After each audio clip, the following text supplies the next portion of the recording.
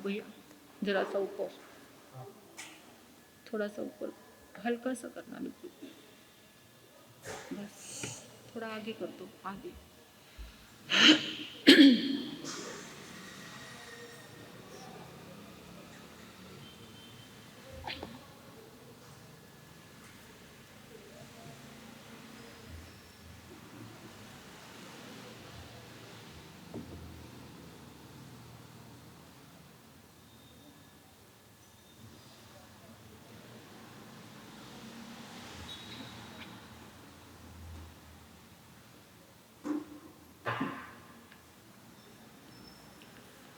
चरणों में तेरे जीवन, सुख सागर लहराए। चरणों में तेरे जीवन, सुख सागर लहराए। पाए जो शरण तेरी, सब दुखड़े मिट जाए। तेरा नाम है हितकारी, तू मंगलकारी है। गुणगान तेरा गाए, गुणगान तेरा गाए। चरणों में तेरे जिनवर, सुख सागर लहराए।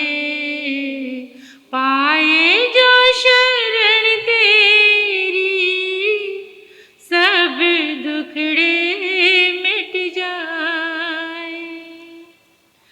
जीवन के दोराहे पर हम आज खड़े हैं। चारों तरफ से हम घिरे, विपदा में पड़े हैं। जीवन के दोराहे पर हम आज खड़े हैं। चारों तरफ से हम घिरे, विपदा में पड़े हैं। दुविधा में फंसा है मन, इसे कैसे समझाएं। दुविधा में फंसा है मन, इसे कैसे समझाएं। किस राह पे चल कर के प्रभु तुमको पा जाए। चरणों में तेरे जिनवर, सुख सागर लहराए। पाए जो शरण तेरी, सब दुखड़े मिट जाए। है बोझ सिर पे पाप का, छाया है अंधेरा। पग पग पे काटे मोह के, विषयों ने आ घेरा। एक तेरा सहारा है, एक तेरा ही आसरा। एक तेरा सहारा है, एक तेरा ही आसरा। तेरे नाम की नैया पे प्रभु भव से तर जाए। चरणों में तेरे जिनवर, सुख सागर लहराए। पाए जो शरण तेरी, दुखड़े मिट जाए। इस जग की रीतें निराली है सब नाते झूठे, एक तुम ही सच साथी हो फिर भी क्यों रूठे। इस जग की रीत निराली है सब नाते झूठे, एक तुम ही सच साथी हो फिर भी क्यों रूठे। हम तेरे बालक हैं, हमको ना विसराओ। हम तेरे बालक हैं, हमको ना विसराओ। तेरे नाम को ध्या करके प्रभु भव से तर जाए। चरणों में तेरे जिनवर सुख सागर लहराए, पाए जो शरण तेरी सब दुखड़े मिट जाए, सब दुखड़े मिट जाए, सब दुखड़े मिट जाए।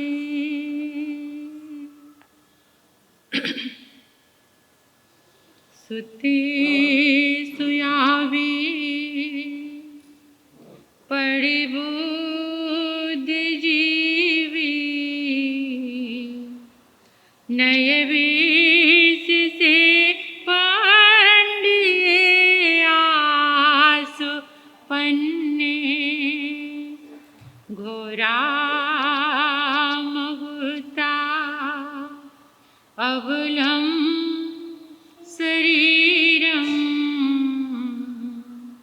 भारंड पखी वचय पमाते। मैत्री के मसीहा, दया और करुणा के अवतार परमपिता परमात्मा प्रभु महावीर के चरणों में अनंत अनंत वंदन। अरिहंत परमात्मा श्रीमंदिर स्वामी भगवान के पावन चरणों में कोटि शिवंदन नमन। श्री आत्म शिव शमन रतन गुरुवे नमः। परम दयालु परम कृपालु कर्नाटक गज के श्री आराध्य गुरुदेव के चरणों में कोटि शिवंदन नमन। तब का दिव्य वरदान देने वाले मम आराध्य गुरुवर्या श्री प्रवेश कुमारी जी महाराज साहब के पावन चरणों में मेरे अनंत अनंत वंदन। 311 उपवास द्वारा जिन शासन की प्रभावना करने वाले तपाचार्या गुरनी मैया के चरणों में वंदन नमन। मेरे जीवन पर अनंत उपकार करने वाले धर्म का दिव्य दान देने वाले आराध्य गुरनी मैया के पावन चरणों में वंदन नमन। गुरु गणेश परिसर में विराजमान समस्त गुरुवर्या तुल्या महासती वृंद के चरणों में वंदन करती हूँ, नमन करती हूँ। स्नेहिल प्रिय छोटी साध्वियाँ, गुरु गणेश दरबार में आए गुरुदेव के परमात्मा के प्यारे प्यारे भक्तों, हृदय के आंगन में आप सभी का स्वागत, अभिनंदन, अनुमोदन, आप सभी के सुंदर भावों का और शुक्रिया अदा करती हूँ। जिन्हें प्यार है गुरु से, जिन्हें प्यार है परमात्मा से, वो तो बारिश में भी आ जाते हैं। जालना वाले बहुत खुश हैं आज तो। जीवन मिला है ना। अभी कुछ दिन पहले हमारे भाई भावना भा रहे थे कि महाराज साहब जाप प्रारंभ करो। चारों तरफ बहुत तपन है और व्यवस्थाएं बिगड़ रही हैं। जिनके पास ऐसे सद्गुरुदेव हों उनको कोई कमी रहती नहीं। जरा दिल को टटोल लेना और दिल को देखना, क्या वहाँ गुरुदेव हैं? मैंने तो थोड़ी सी अर्जी लगाई थी गुरुदेव को। जब हल्की हल्की फुहारें थी तो सुबह 3 बजे गुरुदेव के चरणों में पहुँचे, उनकी उस साधना भूमि में, और एक ही भाव निकला, इन हल्की सी फुहारों से काम चलने वाला नहीं है। कुछ ऐसा करो, आप कर सकते हैं। आपका ये जालना आपके कारण ही तो रोशन हुआ है। कौन पूछता था मुझे तेरी बंदगी से पहले? कौन पूछता था जालना को गुरु गणेश के पहले? सच है, सच है, बहुत सच है। तो इसलिए कुछ कृपा बरसाओ। जब भावों में प्रेम होता है ना, तो वो चले आते हैं। जरा तारों से तार मिला कर तो देख, जरा तारों से तार मिला कर तो देख, गुरु बंधे हुए खिंचे हुए चले आएंगे, प्रभु बंधे हुए खिंचे हुए चले आएंगे। जरा तारों से तार मिला कर तो देख, जरा तारों से तार मिला कर तो देख, प्रभु बंधे हुए खिंचे हुए चले आएंगे। हृदय के तारों को मिलाकर देखो, जोड़कर देखो, सब कुछ होगा। होता है, होता था और होता ही रहेगा हमेशा। ये भक्ति की बहुत बड़ी ताकत होती है, धर्म की बहुत बड़ी ताकत होती है। धर्म का जन्म कहाँ होता है? कहाँ होता है बताओ? धर्म का जन्म कहाँ?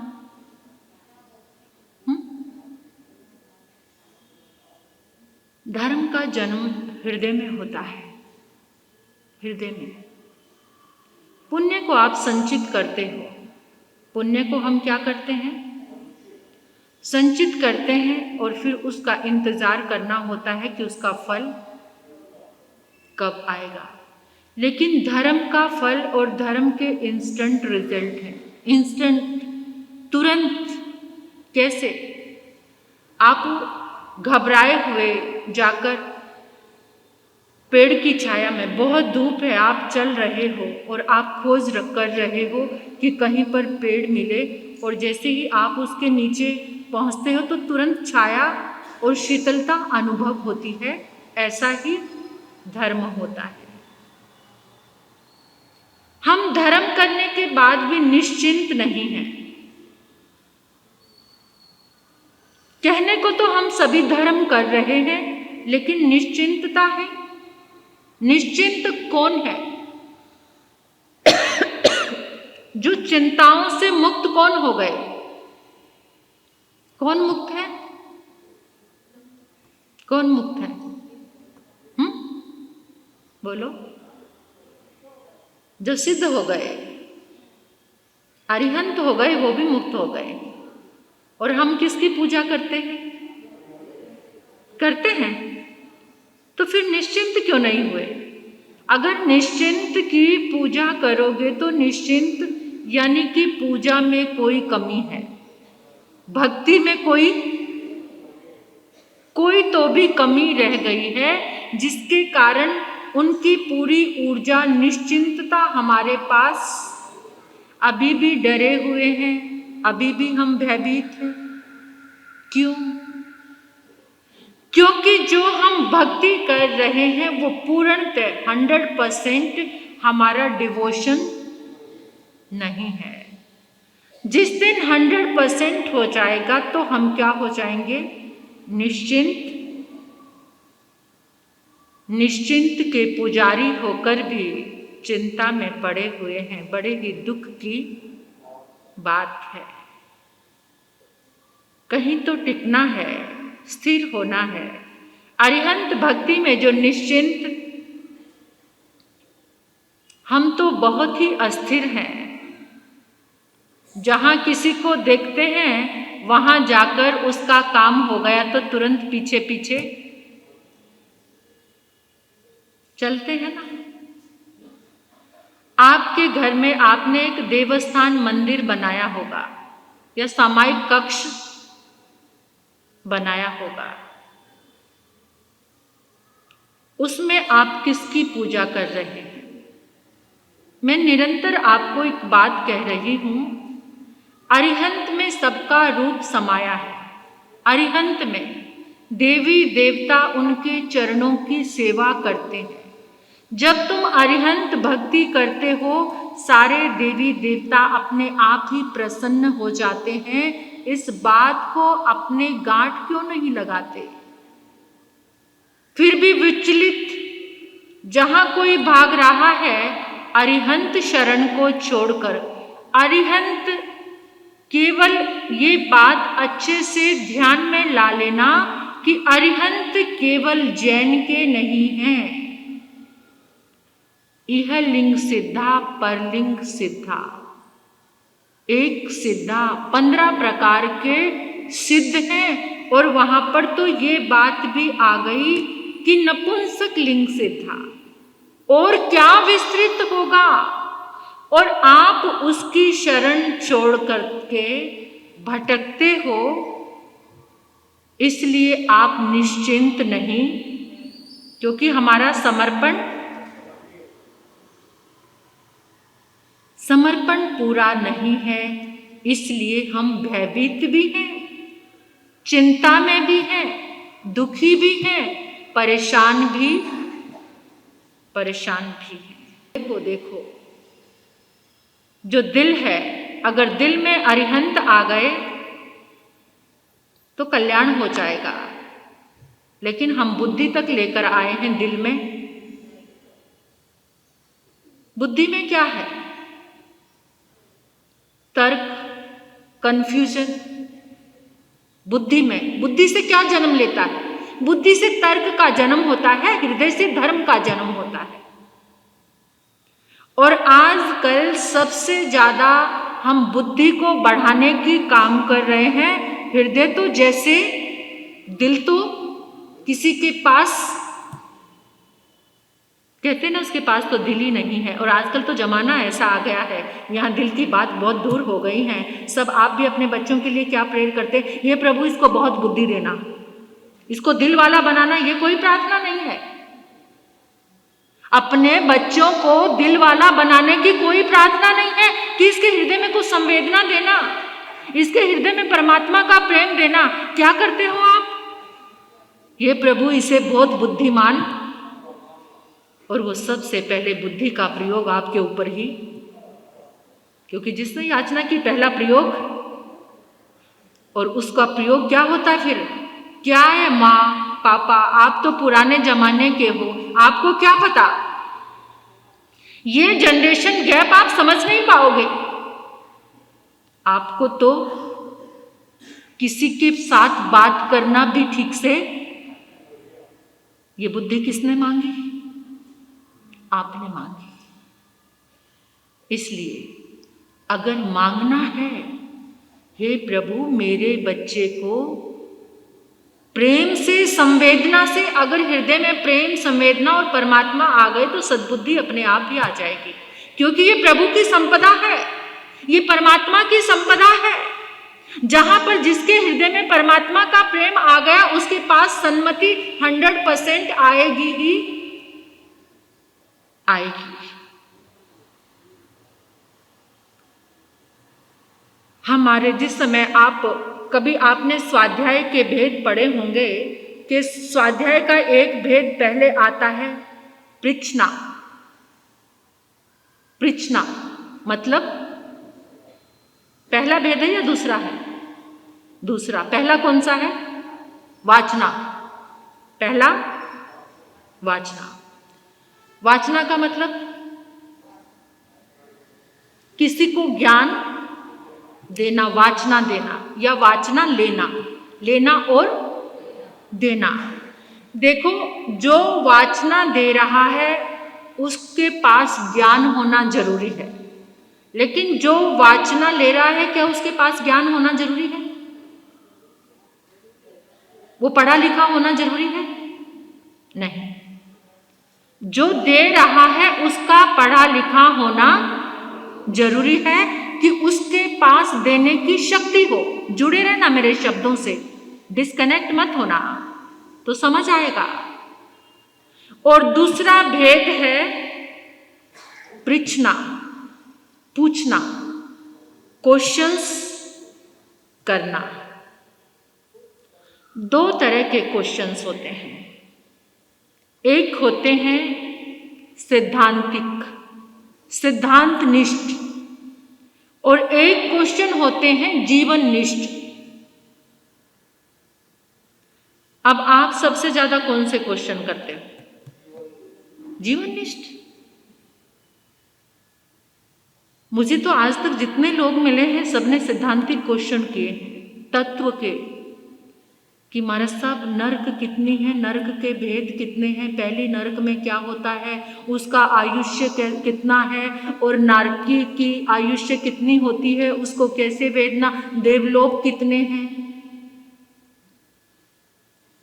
अभी भी कितनी बहने माँ सब कुछ थोकड़े। अभी आपने जो थोकड़े सीखे हैं, जो थोकड़े से जो क्वेश्चन निकलते हैं ना, वो सिद्धांतिक क्वेश्चन। ये जो सिद्धांतिक क्वेश्चन है, ये सिद्धांतिक क्वेश्चन आपको जानकारी देंगे, ज्ञान देंगे। ये निश्चय है कि जानकारी बहुत जरूरी है, क्योंकि जब तक जानकारी नहीं होगी आपके क्वेश्चन नहीं बदलेंगे। लेकिन आज तक हमने अपने क्वेश्चन चेंज ही नहीं किए। अगर आपका बच्चा फर्स्ट क्लास का क्वेश्चन सेकंड में भी दोहराता रहे या टीचर उसको वही क्वेश्चन देते रहे, तो आप क्या करेंगे? उस टीचर को चेंज कर दोगे, स्कूल को भी चेंज कर दोगे। लेकिन हम आज तक नहीं बदले, हमने आज तक अपने क्वेश्चन चेंज नहीं किए। महाराज साहब से आकर आपस में ही थोकड़े के ही क्वेश्चन चल रहे हैं आपके। नो डाउट ये जानकारी जरूरी है, लेकिन ये जानकारी आपके भीतर को चेंज नहीं कर सकती। उसके लिए आपको क्वेश्चन चेंज करने पड़ेंगे। एक है फिजिकल चेंज, एक है emotions change, chemical change. Physical change क्या है? ये सिद्धांतिक क्वेश्चंस। फिजिकल चेंज कैसा? चेंज हुए लेकिन वापिस वहीं पर क्वेश्चन किए। आपने नरक की जानकारी प्राप्त कर ली, आपने तीर्थंकरों की जानकारी प्राप्त कर ली। कैसे? जैसे पानी, पानी बर्फ बना दिया आपने, पानी को फ्रीजर में डाल दिया, बाहर निकाला तो क्या बन गया वो? लेकिन कितनी देर वापिस फिर ताप में आया तो वो क्या बन गया? फिर से पानी बन गया। ये फिजिकल चेंज है। आपने जानकारी हासिल की, जानकारी हासिल करके कुछ समय के लिए अपने आप को वहां पर स्थिर भी किया, लेकिन थोड़ी देर के बाद ये जो सामायिक आप कर रहे हैं, ये आपका फिजिकल चेंज है या फिर केमिकल चेंज है? बताओ, बताओ क्या चेंज है? फिजिकल चेंज ही है। यहाँ पर तो इस ड्रेस में बड़े प्यारे लग रहे हो, और सबको देखकर ऐसा लग रहा है कोई क्रोध भी नहीं करता होगा, किसी को अहंकार भी नहीं आता होगा, कोई किसी से लड़ाई भी नहीं करता होगा। लेकिन जैसे ही आप इससे बाहर निकले, यहाँ पर आपने थोड़ा विवेक रखा होगा। यहाँ पर आपसे टकराने वाला भी आ जाएगा तो आप उससे टकराओगे नहीं। आराम से सामायिक में और बाहर जाकर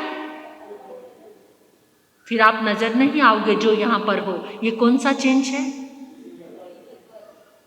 ये फिजिकल चेंज है। और केमिकल चेंज कैसा होता है?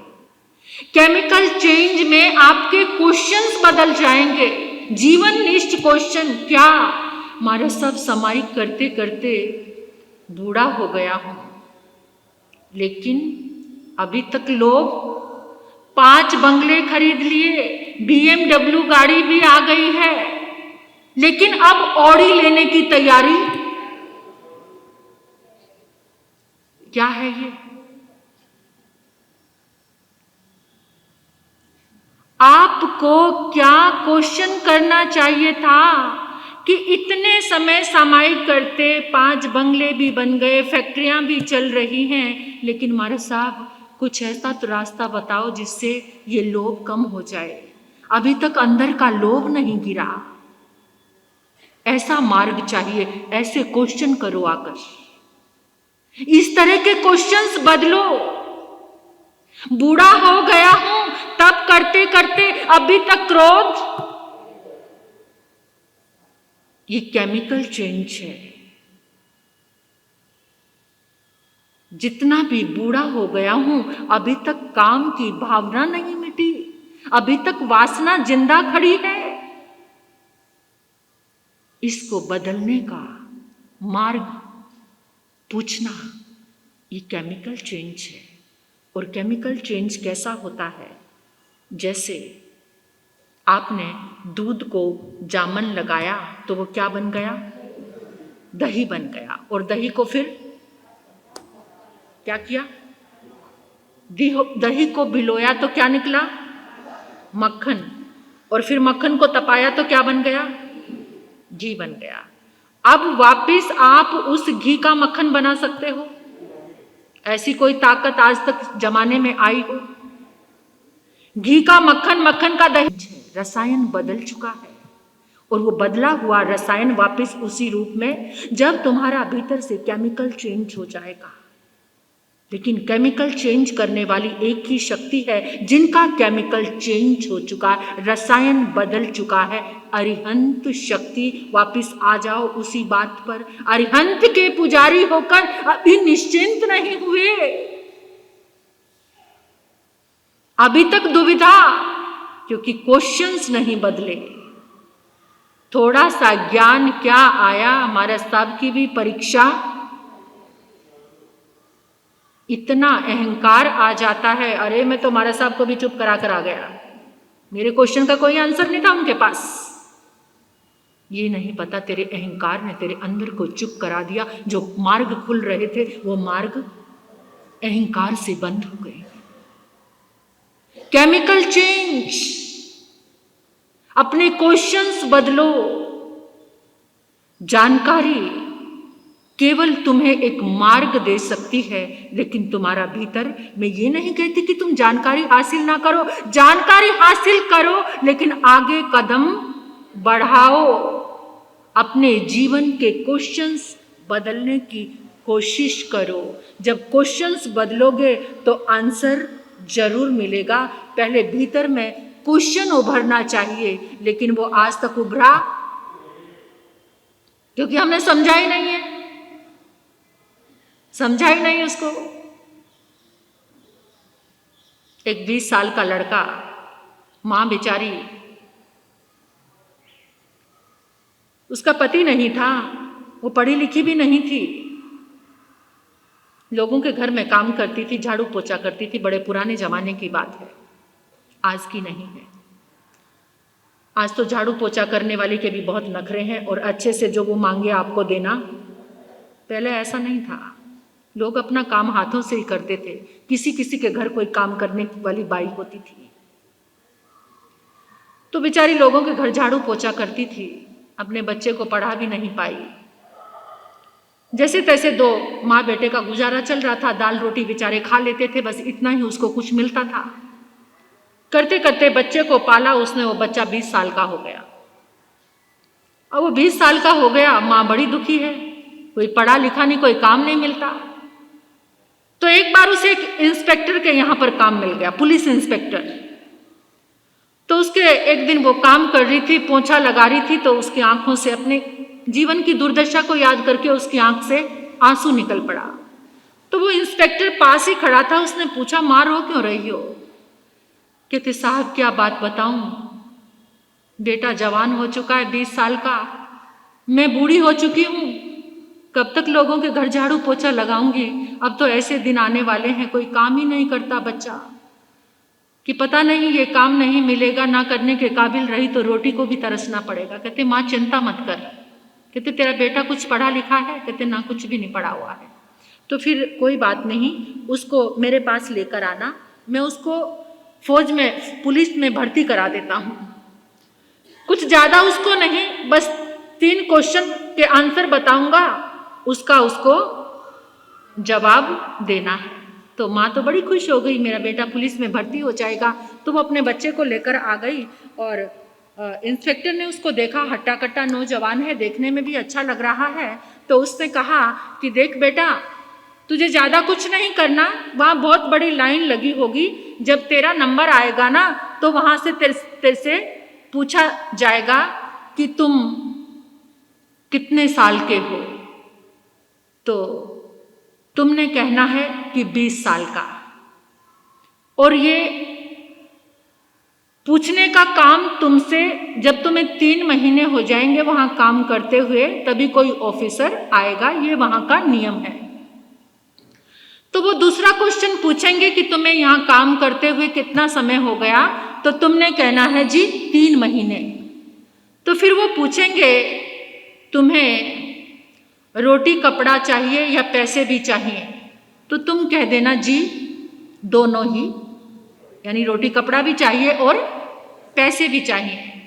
तो अब उसने, लड़के ने रटना शुरू कर दिया, 20-3 दोनों, 20-3 दोनों, 20-3 दोनों।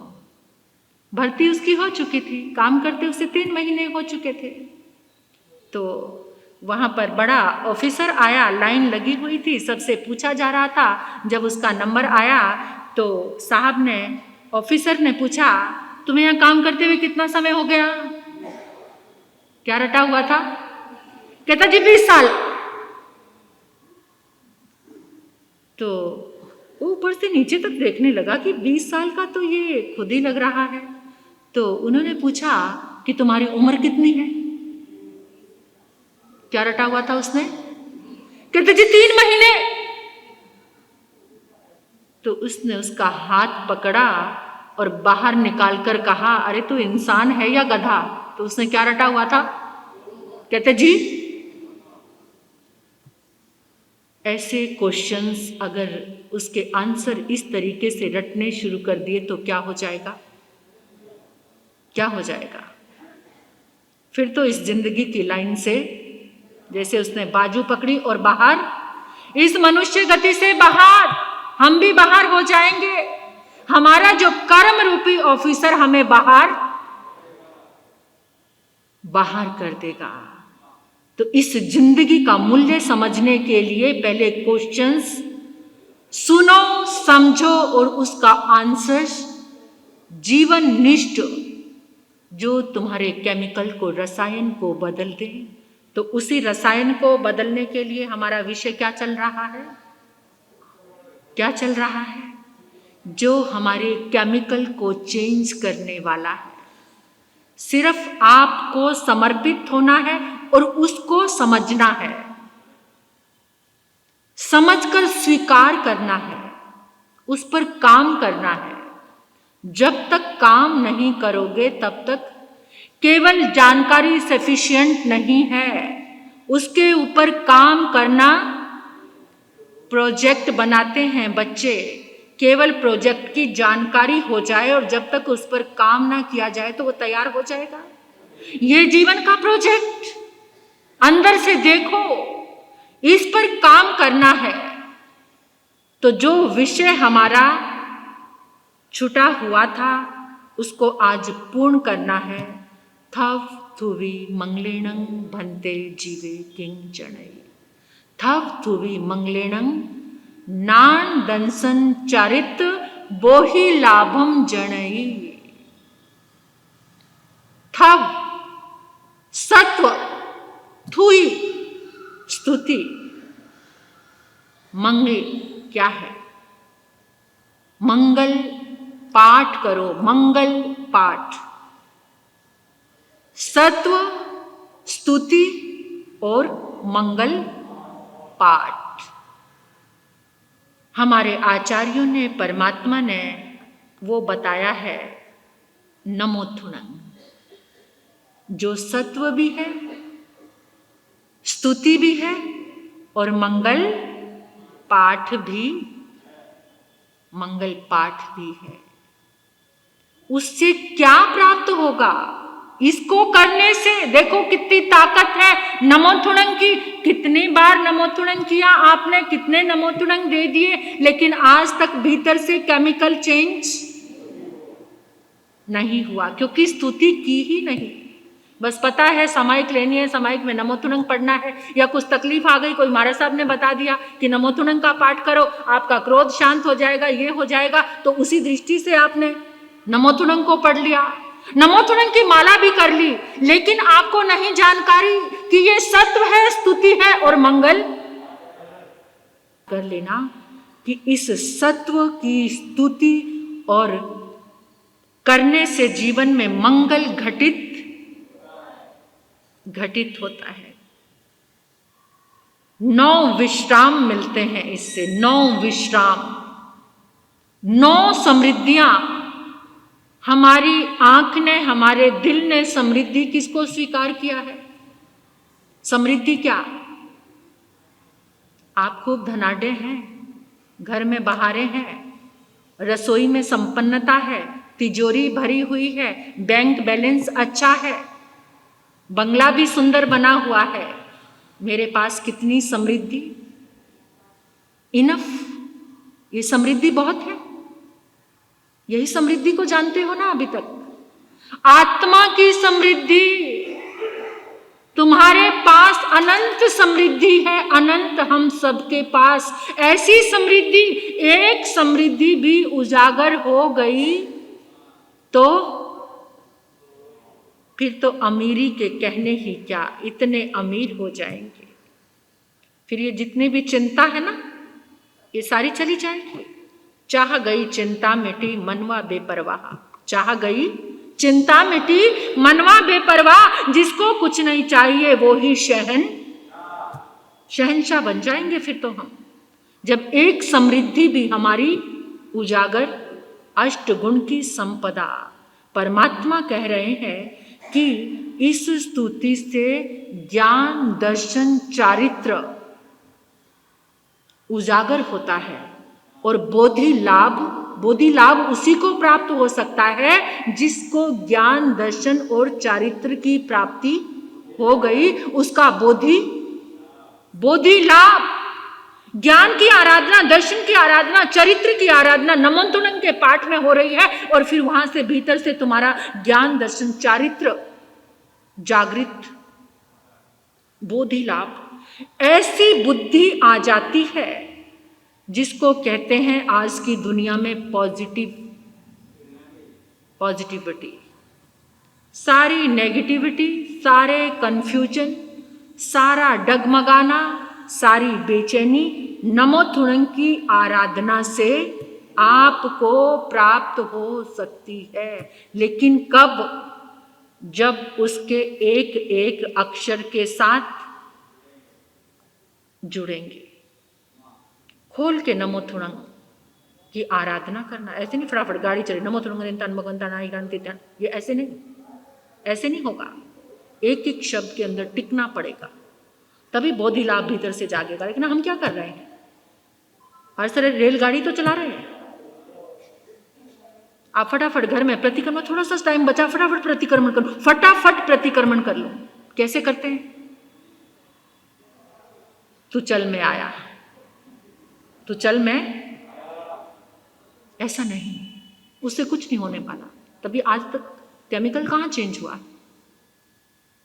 किया ही नहीं कुछ भी, एक नमोथुणंग गिनना। अब आज से सोच लेना, एक शब्द में टिकना, लेकिन क्वांटिटी के पीछे भागते चले जा रहे, भागते गिनती। ओ मेरा तो नियम है 11 माला करने का, नियम 11 माला। अभी तो नियम ही समझ नहीं आया कि नियम क्या होता है, क्या है नियम। ये आएंगी सब श्रृंखलाएं हमारे सामने।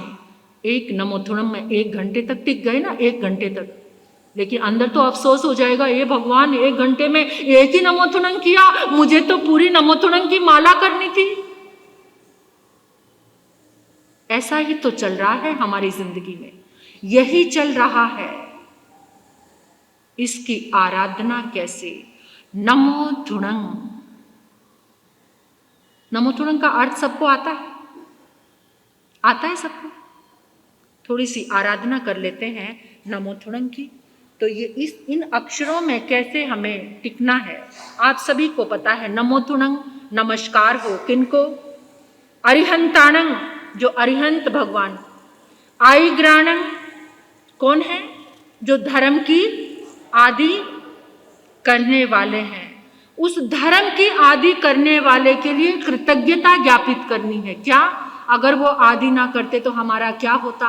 उनके स्वरूप का जब चिंतन आ गया कि उन्होंने अनंत उपकार किया हम पर, धर्म की आदि करके, ये धर्म हमारे सामने, धर्म की थाली भर के हमारे सामने परोस दिया, उनके लिए अनंत अनंत उपकार, कृतज्ञ, आभार, विनय का भाव।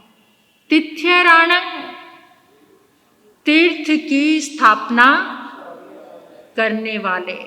संयसम बुद्धाणम, जो किसी के प्रेरणा से नहीं, स्वतः ही अपनी आत्मा से ही जागते हैं। ऐसे संयसम बुद्धाणम, एकदम इतना प्रेम आने लग जाएगा आपको जब इस नमोथुणं को आप खोलकर इसके मीनिंग के साथ जब आप इसकी आराधना, आपने ये सोचना है कि मुझे भक्ति करनी है, काउंटिंग नहीं करनी। हमें क्या करना है? उसकी क्वालिटी का दर्शन करना है कि क्या है। जो स्वयं जागे हुए परमात्मा, उनको मेरे अनंत अनंत प्रणाम है। पुरुषोत्तमाणं, जो पुरुषों में सबसे उत्तम है, श्रेष्ठ है।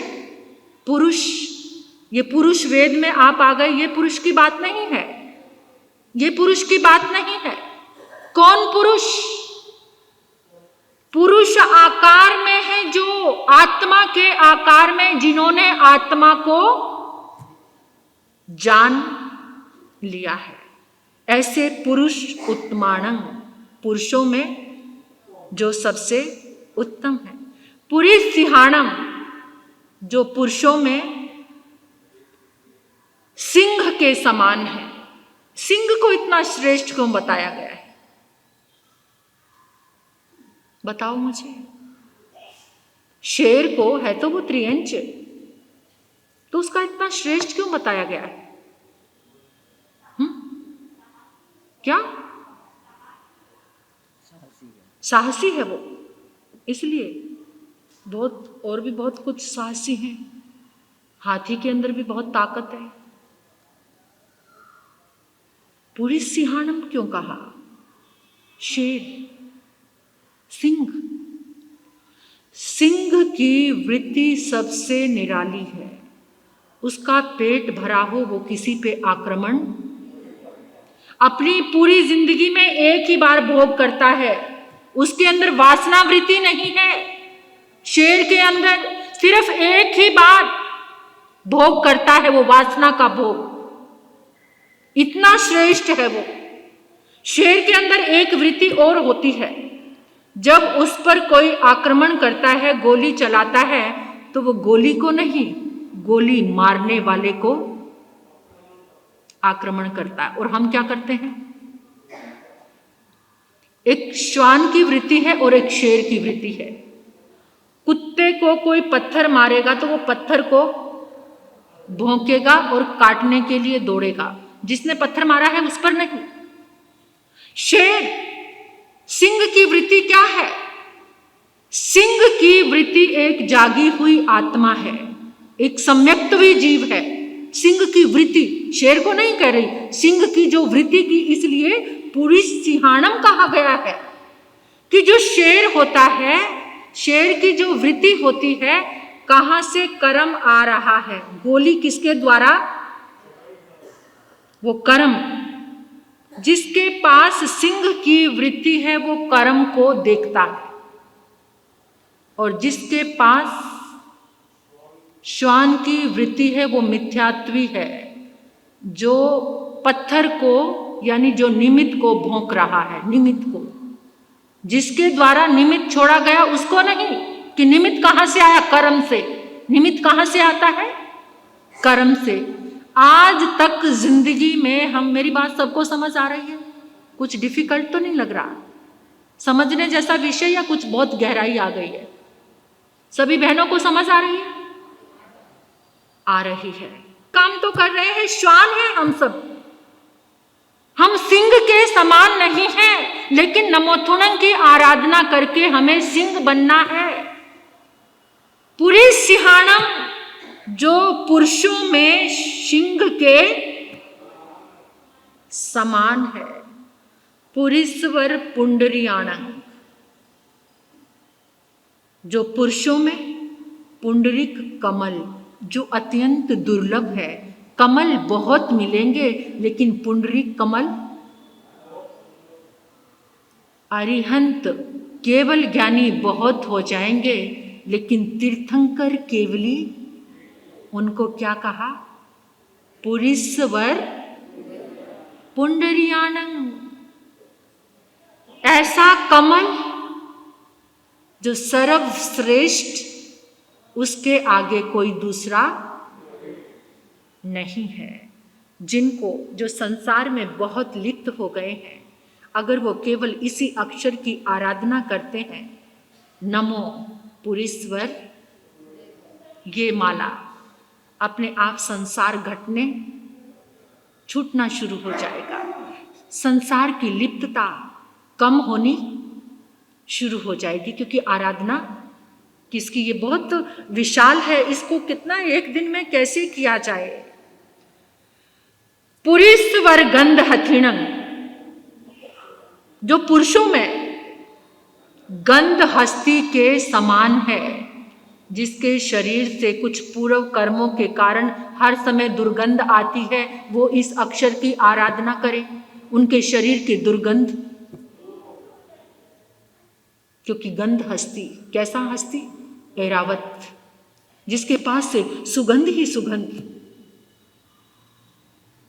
मधुर गंध आ रही है जिसके पास से, ऐसे पुरुषों में प्रधान गंध हस्ती के समान है, ऐसे उनकी आराधना करने के लिए हम तैयार। छोड़ दूं बीच में ही, समय इतना हो गया है, आगे पूरा करेंगे इसको। एक एक अक्षर के, पूरा एक प्रवचन, पूरी एक सभा चल सकती है एक ही अक्षर पर, इतना समय कहाँ है। गुरनी मैया के मुखारविंद से आप श्रवण करेंगे, इसी के